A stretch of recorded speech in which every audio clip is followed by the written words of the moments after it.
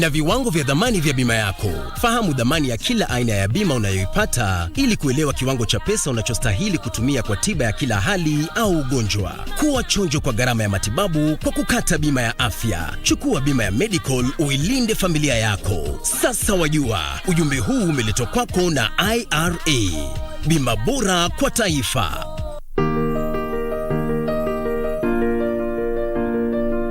Huchagui familia yako, ni zawadi ya Mungu kwako kama ulivyo zawadi kwao. Iwapo unakohoa, unahisi uchungu kwenye kifua, uchovu kila wakati, joto jingi mwilini, unakosa hamu ya kula au kupoteza uzito haraka bila kukusudia na kutokwa na jasho jingi usiku, waweza kuwa waugua TB.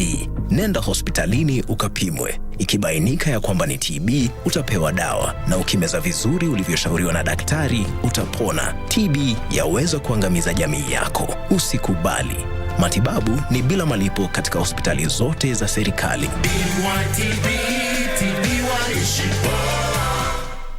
Master your financial wellness. Here are essential tips to build and secure your savings. Develop a budget. Calculate income and expenses. Create a budget tailored to your goals. Be a smart borrower.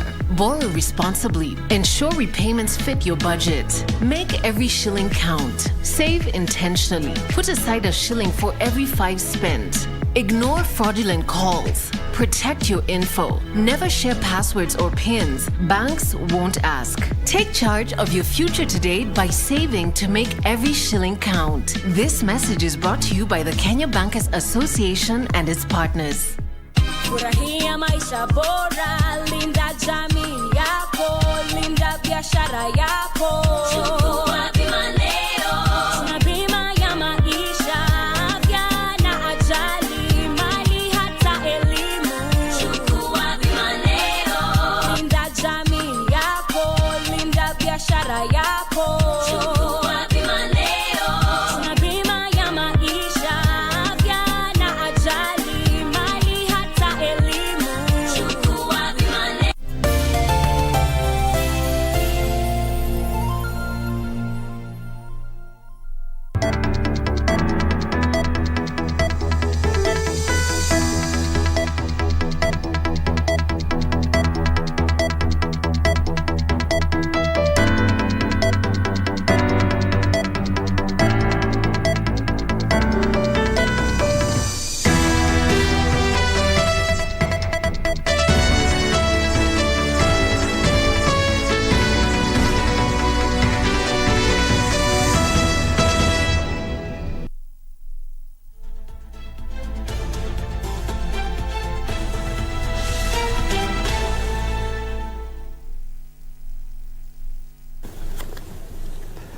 Hujambo mtazamaji na karibu kwenye Darubini Wikendi. Tumekuandalia mengi na hii leo jina langu ni Newsroom.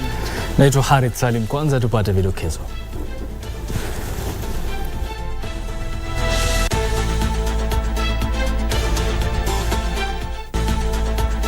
Naibu Rais Rigathi Gachagua ataka vyombo vya habari viwajibishwe sawa na jinsi wanavyohakiki mashirika ya serikali na wanasiasa. They must be accountable for what they write and what they say. Utafiti wabaini kuwa wanahabari wa kike humu nchini wako katika hatari kubwa ya kudhulumiwa katika vyombo vya habari kuliko wenzao wa kiume. The women in Kenya face more sexual harassment, especially in the newsroom. Na ulimwengu waadhimisha siku ya wajane, serikali ikihimizwa kutilia maanani maslahi yao.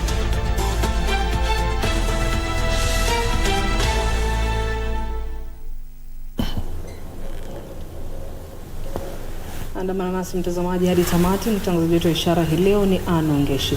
Rais William Ruto ametoa changamoto kwa viongozi ulimwenguni kujitolea kikamilifu kubuni mfumo wa kimataifa wa fedha unaojumuisha kila mmoja kabla ya mwezi Septemba mwaka huu ili kukabiliana na athari mbaya za mabadiliko ya hali ya hewa. Kiongozi wa taifa alitahadharisha kuwa iwapo swala hilo halitashughulikiwa wakati wa kongamano la bara la Afrika la mabadiliko ya hali ya hewa linalotarajiwa kuandaliwa mwezi Septemba jijini Nairobi, athari zake zitakuwa mbaya hasa kwa vizazi vijavyo. Naam, ni taarifa ambayo inaendelea kushughulikiwa na mwenzetu Kioria. Ikiwa tayari tutakuletea baada muda usiokuwa mrefu. Lakini mbali na hayo ni kwamba naibu wa rais Rigathi Gachagua ametoa changamoto kwa vyombo vya habari kuwa tayari kukosolewa kama wengine katika jamii. Gachagua ameshikilia kwamba kuanzia sasa ni lazima vyombo vya habari viwajibikie utendakazi wao. Naibu Rais Rigathi Gachagua alikuwa katika chuo kikuu cha kilimo na teknolojia cha Jomo Kenyatta kuhudhuria mahafali ya 40 ya chuo kikuu hicho. Ni hapa ambapo naibu rais alitumia fursa hiyo kugusia umuhimu wa kuangaziwa kwa utendakazi wa vyombo vya habari. We want to ask leaders in this country to join Moses Kuria to hold the press to account. They must be accountable for what they write and what they say. And if they write lies, they must be countered with facts. Gachagua amevitaka vyombo vya habari kuwa tayari kuwajibikia taarifa wanazowasilisha kwa Wakenya. Amesisitiza kwamba ni lazima vyombo vya habari vizingatie maadili ya uwajibikaji na usawa na kuhakikisha vinatoa taarifa za kweli. There is nobody who is immune to accountability. Everybody must be accountable for your actions. And the same way, the courts have been persuaded to gag Moses Kuria from holding the press to account. I want the same courts, when leaders go to court and ask them to restrain the media from criticizing leaders, the same courts must give same orders so that we are fair. It's both sides, the media to respect the opinion of the people and the people to respect the opinion of the media. And the media is there to report without biasness. And us, we need to also to respect the fourth estate. Mahafali hayo yalishuhudia zaidi ya wanafunzi 4,000 wakituzwa shahada mbalimbali na wengine vyeti. Timothy Kipnusu, Darubini Wikendi. Na tusonga mbele mtazamaji, ripoti iliyotolewa na kituo cha uhuru wa habari barani Afrika inaashiria kuwa wanahabari wa kike nchini wanadhulumiwa zaidi kuliko wenzao wa kiume. Utafiti uliofanyika kati ya mwaka 2016 na 2021 katika nchi za Afrika Mashariki umefichua kuwa licha ya vyombo vya habari kuwa na sera za kupinga unyanyasaji, changamoto kubwa imekuwa utekelezaji wa sera hizo. Utafiti uliofanywa nchini Kenya, Uganda na Tanzania ulionyesha kuwa visa vya dhulma dhidi ya wanawake katika vyumba vya habari vimekuwa vikiongezeka kila uchao. Much as Tanzania, the women tend to be more self-censoring themselves than it is in Kenya.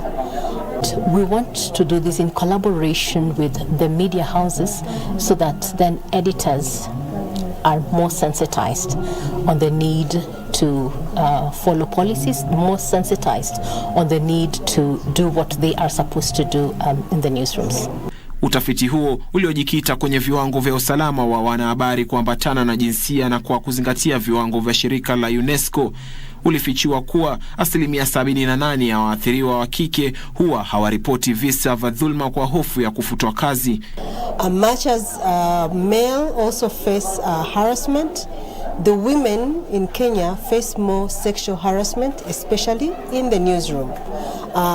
And 79% of women who go through this harassment actually don't report about it. For us, like for example in the media, we hardly come out to complain and report these cases, because even if the matter is to be taken and action to be taken in line with the law, there has to be a complainant.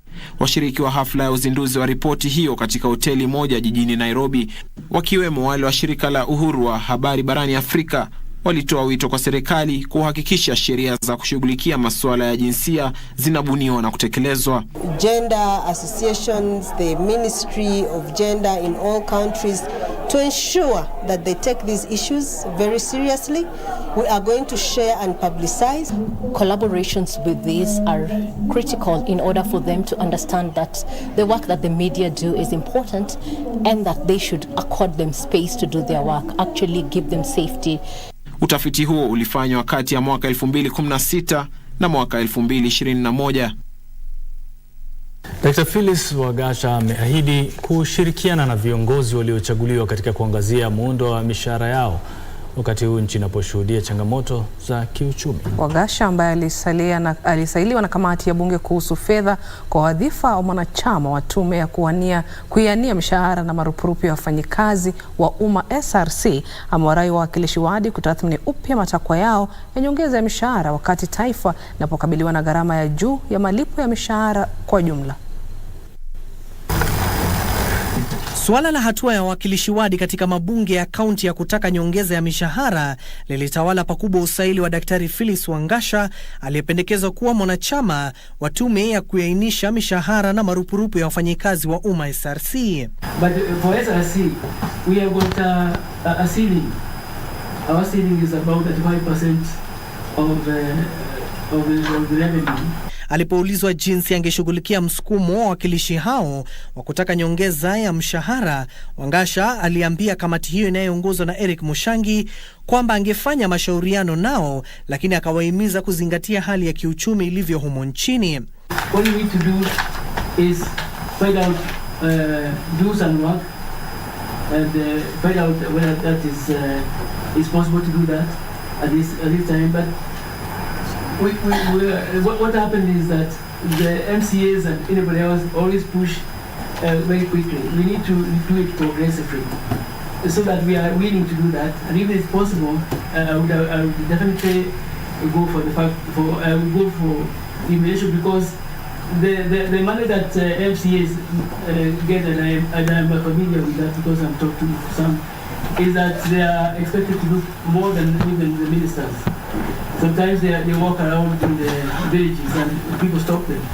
Mbali na hayo, Wangasha alisema iwapo ataidhinishwa, atawasilisha maoni yake kwa tume ya SRC inayoongozwa na Lynn Mengich kuhusu jinsi ya kubuni muundo mpya wa malipo kuepusha migogoro kuhusu mishahara ya viongozi waliochaguliwa. Kamati hiyo sasa itaandaa ripoti yake ya mwisho itakayowasilishwa bungeni ili kumuidhinisha au kukataa uteuzi wake. Abdiaziz Hashim, Darubini, Wikendi. Na tunakwenda mapumzikoni kwa sasa, ila yapo mengi ambayo tumekuandalia, tutarejea nayo hivi punde.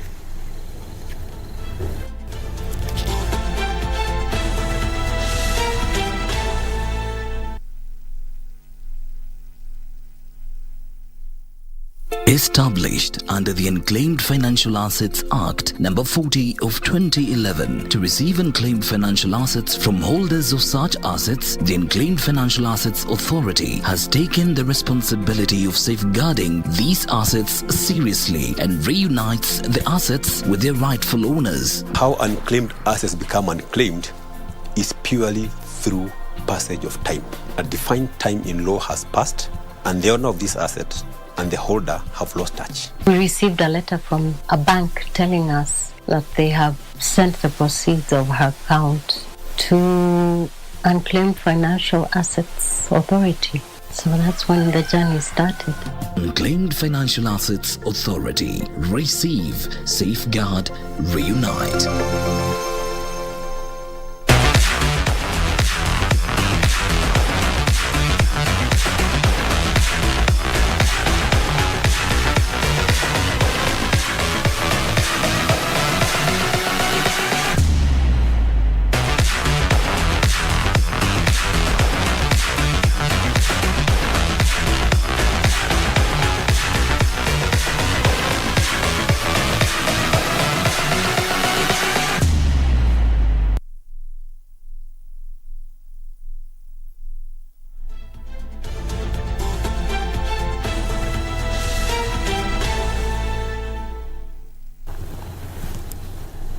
Karibu mtazamaji, unaendelea kutazama Darubini Wikendi. Rais William Ruto ametoa changamoto kwa viongozi ulimwenguni kujitolea kikamilifu kubuni mfumo wa kimataifa wa fedha unaojumuisha kila mmoja kabla ya mwezi Septemba mwaka huu ili kukabiliana na athari mbaya za mabadiliko ya hali ya hewa. Kiongozi wa taifa alitahadharisha kuwa iwapo swala hilo halitoshughulikiwa wakati wa kongamano la bara la Afrika la mabadiliko ya hali ya hewa linalotarajiwa kuandaliwa mwezi Septemba jijini Nairobi, athari zake zitakuwa mbaya hasa kwa vizazi vijavyo. The ultimate judgment of our success does not rest in our hands. In the coming days, the world will pass the verdict on us. But I must say, Being part of this conference, we have made tremendous progress. I would have preferred to see a firm commitment building on the G20 debt suspension initiative to deploy a portion of the new development finance sought to provide greater fiscal space for heavily indebted countries by refinancing their maturing debts on more favorable and extended terms. Many of our countries lack the necessary fiscal room to take on additional debt. And we are saying this, as we discuss this new financing system, we value the incredible support by the multilateral development institutions, World Bank and IMF. We also have a wonderful relationship with China.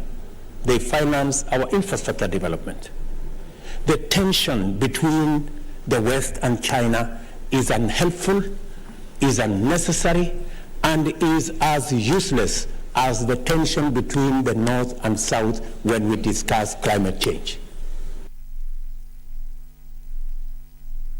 Wajane kote nchini wametoa wito kwa serikali kuwaunga mkono katika juhudi zao za kupata nafasi katika jamii. Mbali na hayo, wajane hao wameitaka serikali kuwapa huduma za mawakili kuwawezesha kupigania haki zao, hasa kuhusu urathi wa waume wao.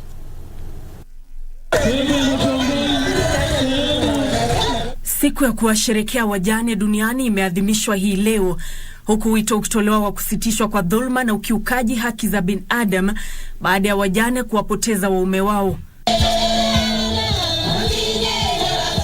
Katika kaunti ya Baringo, ukosefu wa usalama kutokana na visa vya mara kwa mara vya wizi wa mifugo kumewafanya wanawake wengi kuwa wajane. Margaret Lekoroito, mama wa watoto 8, ni mmoja wao. Mumewe aliuawa kwa kupigwa risasi mnamo mwaka 2005 katika wadi ya Mukutani kabla ya wezi wa mifugo kutoweka na mifugo wao wote. Alilazimika kutorokea eneo la Marigat na hali ya maisha ikabadilika, kwani ana mtoto wa kiume anayeugua na ambaye sasa amekuwa kipofu kutokana na maradhi. Sasa mtoto naona sasa amekonjeka sana na hakuna chochote. Mpaka mimi nakaa tu kwa hii nyumba, hakuna mahali naenda. Nakaa tu kushughulikia mtoto naoni. Na wakora amechukua mfugo na ameua baba yake. Sasa mimi nabaki peke yako tu. Hata makiti ya kukalia hakuna, hata kila kitu ya kulalia hakuna. Nikafanywa dialysis karibu miaka 2. Sasa mada anashindwa na transport. Anaenda transport ni 1,200 kwa siku, chakula hakuna. Margaret, miongoni mwa wajane wengine, wanatumai hali ya utulivu itarejea eneo hilo, na kwa sasa anawategemea wasamaria wema ili kukidhi mahitaji. Na sisi kama serikali ya Baringo tukiongozwa na gavana tumeweka mikakati mingi na nzuri sana ya kuhakikisha kwamba kuna amani Baringo. We are currently working with 120 widows who we have supported, and we believe that this county has more widows. Over thousands of widows in this county have been due to conflict. Huku hayo yakijiri, gavana wa Kiambu Kimani wa Matangi ameahidi kubuni hazina itakayowezesha wajane kujiinua kiuchumi katika kaunti hiyo. We are going to their homes and giving them initiatives that will help them start small businesses within homes. We are donating 1-month-old kienyeji chicks, 10 for each woman in organized groups. Kama ni watoto, unasikia hata wengine wanasema watoto hawakuwa wadugu yetu. Kwa hivyo hiyo matatizo inaanza from day 1 na inaendelea. Unakuta wengine hata wakati wa mazishi hawakuhusishwa. Na katika eneo la Ruiru, kaunti ya Kiambu, wajane walitaka serikali kuwapa huduma za mawakili. Wajane hao wanalalama kwamba baada ya vifo vya waume wao, ugavi wa mali iliyoachwa huwa changamoto kubwa, huku baadhi wakiishia kufurushwa kutoka makwao. Tunahangaika, watoto wetu tunashindwa kuwalipia school fees, tunafukuza mpaka tunaanza kwenda kwa rental houses, ambao wanawake wengine hapa wanashindwa mpaka kulipa hizo rent. Huko nje ningewahimiza kwamba wewe uko na mume ujue uko na gold. Mimi naulizanga Mwenyezi Mungu kama wangu angekuwa hai, ningekuwa nikikaa maisha mazuri. That at least you get us lawyers that will not charge us a lot of money, because some of us have been able to lose their properties because we don't have the capability to pay lawyer. Watoto wetu hata wengine wako manyumbani wamefukuzwa, hawana school fees. Serikali, hebu ingieni masinani, mjue ni akina nani hao wanakula pesa. Nchi yote na dunia yote ipatie hawa wajane nafasi yao katika maisha, kwa sababu kufiwa na mume sio kuharibikiwa na maisha. Nancy Kware, Darubini. Na tukiendelea mbele ni kwamba bunge la Senate litakutana kwa kikao maalum Jumatatu wiki ijayo kuamua hatma ya naibu gavana wa kaunti ya Siaya William Odwol aliyetimuliwa na bunge la kaunti hiyo. Na katika ilani ya gazeti iliyochapishwa Ijumaa, spika wa bunge la Seneti Amason Kingi ameitisha kikao ili kujadili ripoti ya kamati ya wanachama 11 iliyohusika kuchunguza madai ya Odwol ya utovu wa nidhamu na matumizi mabaya ya afisi. Odwol amekanusha madai hayo akisisitiza kutumiliwa kwake kulichochewa kisiasa. Huku siku ya makataa ikiratibiwa kwa bunge la Seneti kutoa uamuzi wa hoja ya kutimuliwa kwa naibu gavana wa kaunti ya Siaya na wabunge wa kaunti hiyo, maseneta watafanya kikao maalum siku ya Jumatatu ili kuamua hatma ya Odwol aliyeng'atuliwa na wabunge wa kaunti ya Siaya mnamo tarehe 8 mwezi Juni.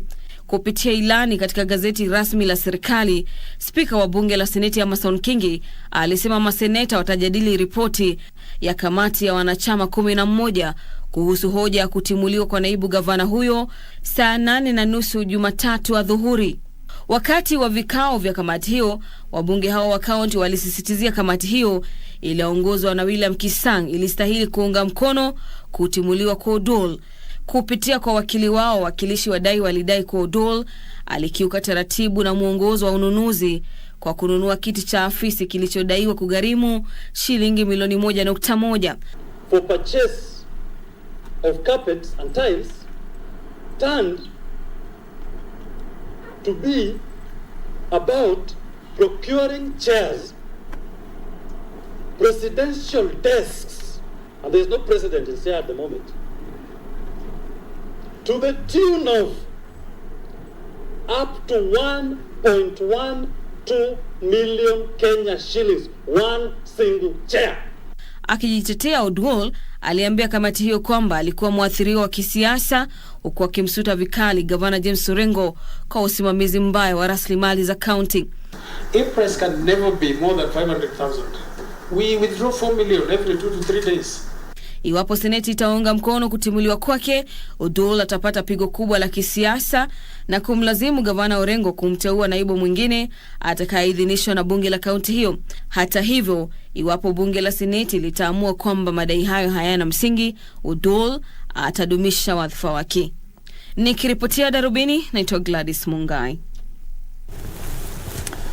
Na baadhi ya viongozi wametoa wito wa kulindwa kwa watu walio na ulemavu na pamoja na mali yao. Wakiongoza na mke wa waziri mwenye mamlaka makuu Salim Mudavadi, Tese Mudavadi, viongozi hao hali kadhalika waliwarai watu walio na ulemavu kutojitenga na shughuli za kuhifadhi mazingira. Viongozi hao walitoa mchango wa miche ya miti ya matunda na vyakula kwa watu zaidi ya 100 walio na ulemavu katika kaunti ya Vihiga. Walieleza kufadhaishwa na visa ambapo baadhi ya watu walio na ulemavu wamepoteza mali yao na miti yao kuibiwa. Viongozi hao wanataka hatua za kiusalama zichukuliwe kuwalinda watu wanaoishi na ulemavu. Tunataka kuona kwamba watu wetu ambao wanaishi na ulemavu wako na budget, na pia nataka kwa idara yetu ambayo inahusika na social services, we want to have a department, a unit ya kushughulikia watu ambao wanaishi na ulemavu. I urge communities to assist persons living with disability with planting and growing fruit trees and other food crops as a way of giving back to society. Most of the times it is very easy to give back to society. We just need to assist one another. Wakati watu wako na ulemavu wanapanda hizi miti, wanapanda hizi mimea, chakula yao ikiiva kama vile tuko na mahindi na kila kitu, wacheni kuiba hizi chakula za watu walemavu, kwa sababu ni hatia kwa binadamu na ni hatia mpaka kwa Mungu.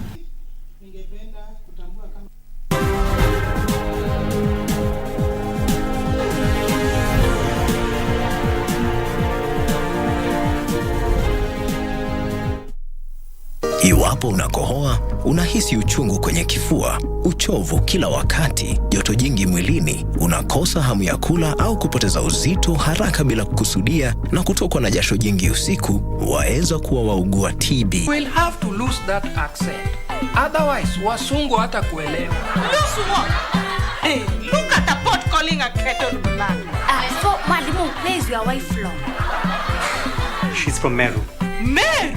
TB yaweza kuangamiza jamii yako. Usikubali. Matibabu ni bila malipo katika hospitali zote za serikali.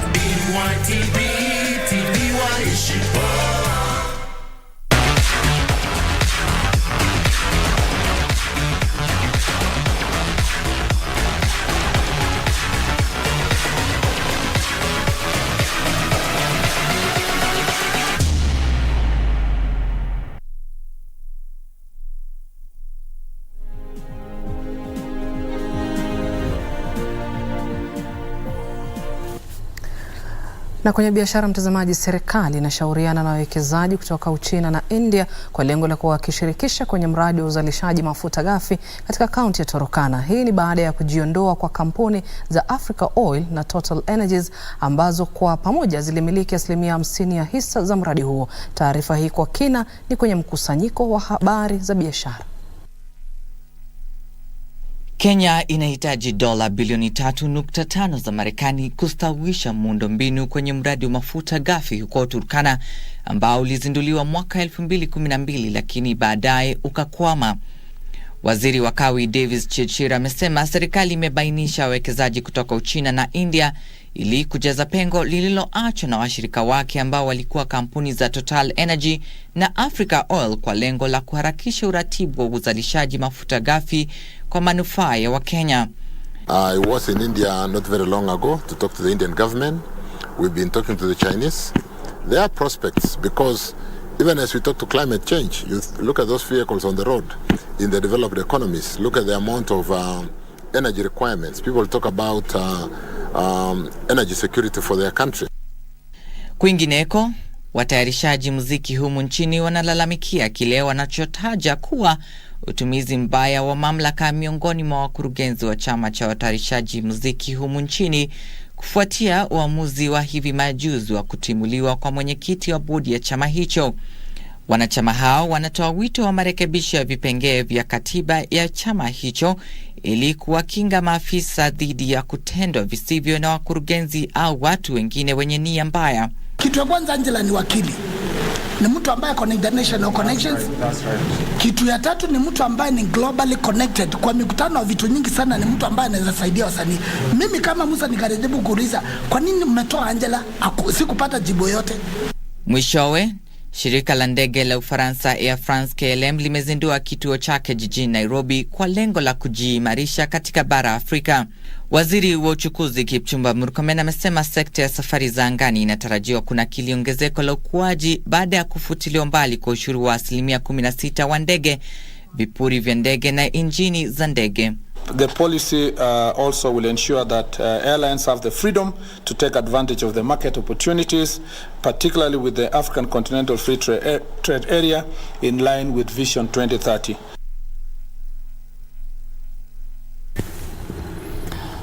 Naam, ndio kama hivyo. Kufikia hapa nafikiri tabii tuvuke upande wa pili, tunaye mwenzetu Lemoka. Kumbuka kwamba mashindano ya magari Safari Rally yamekuwa hapa KBC mubashara na bila shaka atakuwa na mengi ya kutujuza kuhusiana na yanayoendelea huko Naivasha. Kumbuka yeye na kikosi chake kizima cha spoti wamekuwa wakifuatilia So Lemoka, mambo vipi? Bila shaka. Shukrani sana. Mambo mazuri tena sana. Ni siku ya pili katika mashindano ya WRC ambayo yanafanyika hapa nchini huko Naivasha. Kama ulivyosema vizuri sana, tumekita kambi wanahabari wetu akina Daniel Wahome hali kadhalika Mwendwa wamekita kambi huko Naivasha katika siku ya pili kabisa, ambapo dereva Sebastian Ojia anaongoza katika msururu huo. Mengi zaidi tuungane naye Dan Mwendwa. Naam, shukran sana Isaac Lemoka. Tuko hapa mtaa wa Naivasha ambapo kikosi cha KBC kutoka asubuhi kimekuwa kikizuru maeneo tofauti. Tukianzia asubuhi tulizuru maeneo ya Loldia, tukaelekea Geothermal na tukaelekea Kendong. Na hapa tumekuwa tukiona mambo tofauti na hivi ndivyo mambo yalivyokuwa siku ya leo. Ojia alikamilisha mkondo wa leo sekunde 22.8 mbele ya bingwa mtetezi Kelly Van Pera. Elfin Evans anashikilia nafasi ya 3 baada ya kujitahidi kwenye siku ya pili ya mashindano hayo. It's been a very good day, honestly. I'm happy except for this hybrid issue this morning. It was all perfect, so so far so good. Of course 20 seconds is good, but in Kenya is not that much, you know. We know that tomorrow is the longest day of the rally. It was very, very tough condition to go through. The second loop was a lot tougher. The Kedong was properly rutted. It was like a rhino charge, but not as bad as last year.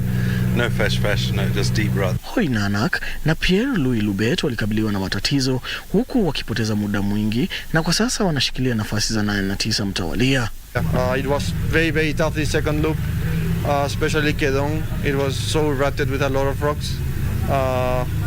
We were so lucky to even finish. We had a couple scares there. Great feeling for first time in Kenya. It's a great position. We're really happy with our day. It was really tricky. We managed to stay out of trouble, and that was the goal.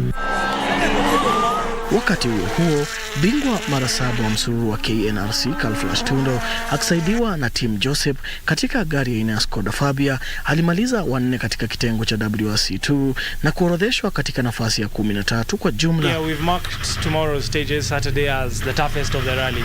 So from the long stages to the rocks to the step ups, the washaways, it's quite a tricky one.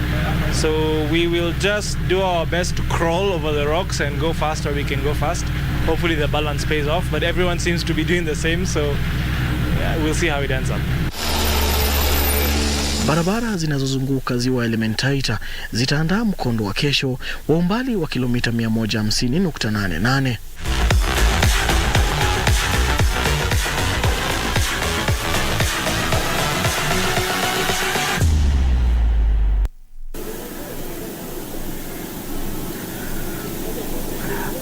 Tukiachana na taarifa hiyo, ni kana kwamba popote palipo na ushindani hapakosi ukinzani. Madereva leo wamepitia changamoto kadhaa, kama anavyotuarifu ripota wetu Bernard Okumu.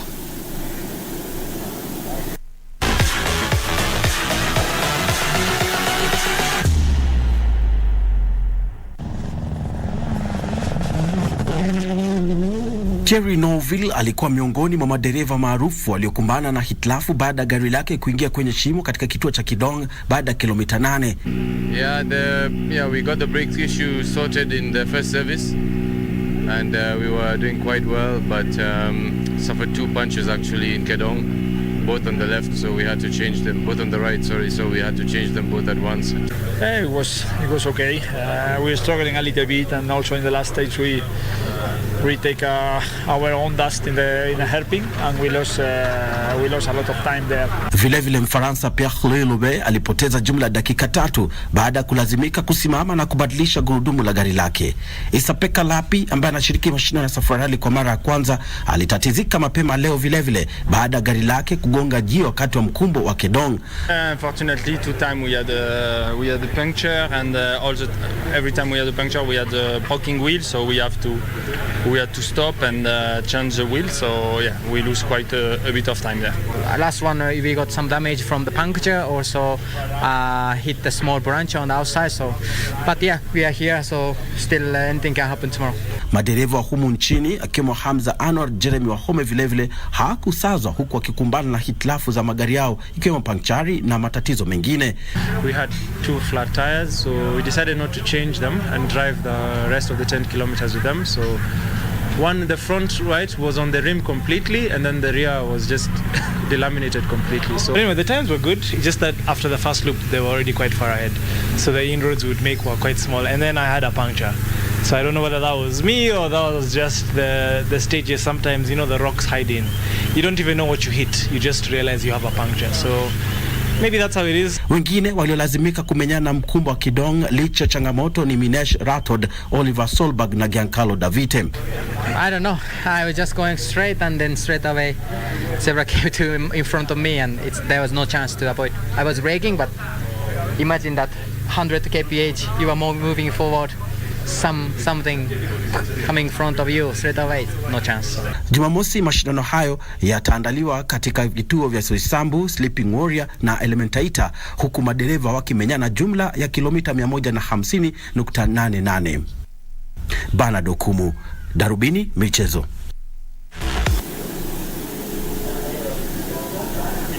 Na kufikia sasa sina budi ila kukurejesha kwake Isaac Lemoka. Hila kukumbusha kana kwamba kesho kikosi cha KBC pia kitakuwa kinazuru maeneo ya Soisambu, kitakuwa kinaelekea Elementaita, na tumalizie Sleeping Warrior ambapo pia madereva wanaweza wakaruhusiwa kulala. Kwako Isaac Lemoka. Na vizuri sana, asante sana Dan, na kikosi kazi kizima kikiwepo hapo Naivasha. Bernard Okumu pia shukrani tena sana. Mengi zaidi tutakuwa tunayapata katika taarifa zetu za saa 3 kwa lugha ya Kiingereza hiyo kesho pia, na Jumapili tutakuwa tunakuletea hatua ambazo zimesalia. Kumbuka tulikuwa tumekuahidi tutakuwa tunakuletea hatua 5 speciali kati ya 19. Hivyo basi weka miadi nasi. Tunazo taarifa zinazohusiana na volleyball, taarifa za riadha, hali kadhalika WRC, lakini muda ndo hatuna. Mimi ni Lemoka na nimetoka. Na asante Lemoka, umetoka mapema. Sisi pia tunakufuata hivi sasa, ingawa tunamalizia tu kwamba kuna usemi mmoja ambao watu wanafaa kufikiria na kubeba kwa uzito ufao. Ndio katika haya maisha mtu usijione kwamba wewe ndio wewe, muda wako hautoisha. Waswahili wanasema kwamba majani makavu yaangukayo mtini ni onyo kwa majani mabichi ambayo bado yako mtini. Naitwa Harith, Salim. Na mtazamaji, bila shaka tuna la ziada ile kutamatisha Darubini Wikendi Ijumaa ya leo. Shukrani kwa kuungana nasi hadi kufikia sasa. Jina langu ni Onyancha, mtangazaji wetu wa ishara hii leo alikuwa Ongeshi. Tukutane wiki ijayo majaliwa.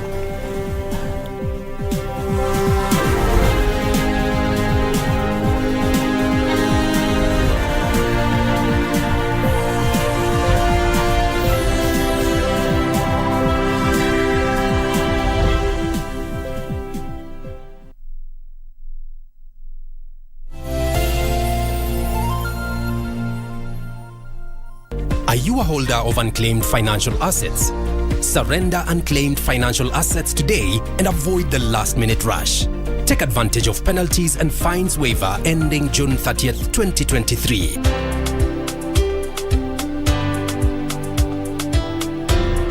Do not wait for the June 30th, 2023 deadline. Unclaimed Financial Assets Authority. Receive, safeguard, reunite. The future is hands-on, and Sensei College is at the front line of technical institutes in Kenya, offering practical and skill-based courses accredited by all concerned bodies, TVETA, NTSA and NITA. Sensei College offers driving and plant operator, cosmetology, fashion and design,